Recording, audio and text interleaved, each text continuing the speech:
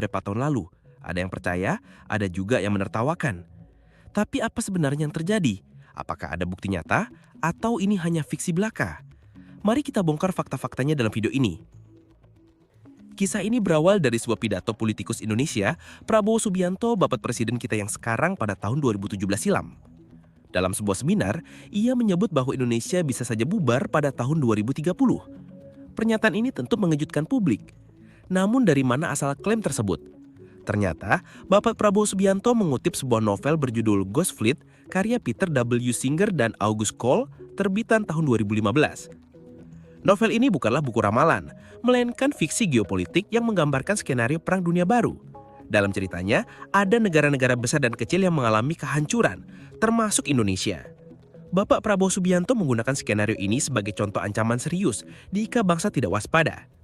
Tapi banyak orang kemudian mengira bahwa itu adalah prediksi nyata, bukan fiksi. Tak lama setelah pernyataan itu ramai dibicarakan, Wakil Presiden pada saat itu Yusuf Kala angkat bicara. Ia menegaskan klaim Indonesia bubar 2030 hanyalah fiksi.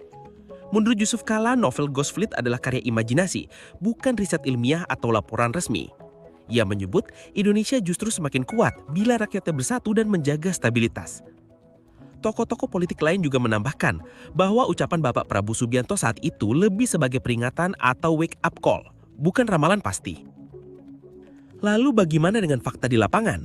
Menurut data Fragile State Index dari Lembaga International Fund for Peace, Indonesia justru menunjukkan perbaikan stabilitas. Skor kerapuan negara menurun dari 74,9 ke 72,9, yang artinya semakin baik. Dari 178 negara, posisi Indonesia ada di peringkat ke-94, jauh dari kategori negara gagal.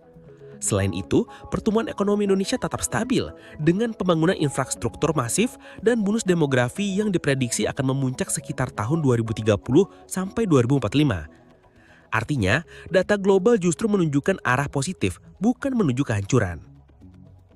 Lalu kenapa isu ini bisa begitu viral? Jawabannya sederhana. Ketakutan adalah bahan bakar yang sangat kuat. Di era media sosial, informasi dramatis lebih cepat menyebar dibanding fakta tenang. Headline bombastis, potongan video yang dipelintir, hingga komentar panas di media sosial membuat klaim ini menjadi bahan perdebatan panjang. Selain itu, situasi politik Indonesia yang penuh polarisasi juga memperbesar dampaknya. Isu Indonesia bubar 2030 akhirnya lebih terlihat sebagai senjata politik, bukan peringatan serius. Meski klaim bubar 2030 hanyalah fiksi, bukan berarti Indonesia bebas dari ancaman. Ada masalah nyata yang bisa mengganggu stabilitas bangsa.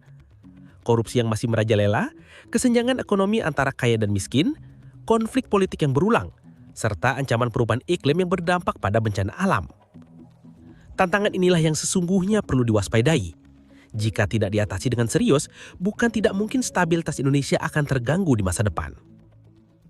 Namun di balik semua tantangan itu, Indonesia memiliki peluang emas. Bonus demografi akan membuat Indonesia memiliki jumlah penduduk usia produktif yang sangat besar pada tahun 2030-an ditambah dengan kekayaan sumber daya alam, potensi ekonomi digital, dan posisi strategis di Asia. Indonesia justru diprediksi bisa masuk dalam 5 besar ekonomi dunia pada tahun 2045. Artinya klaim bubar 2030 hanyalah fiksi. Fakta sebenarnya masa depan Indonesia sangat cerah jika dikelola dengan baik. Jadi apakah Indonesia akan bubar tahun 2030? Jawabannya tidak. Klaim tersebut hanyalah kutipan dari sebuah novel fiksi. Tapi sebagai bangsa, kita tetap harus waspada. Persatuan, kerja keras, dan inovasi adalah kunci agar Indonesia bisa terus berdiri kokoh.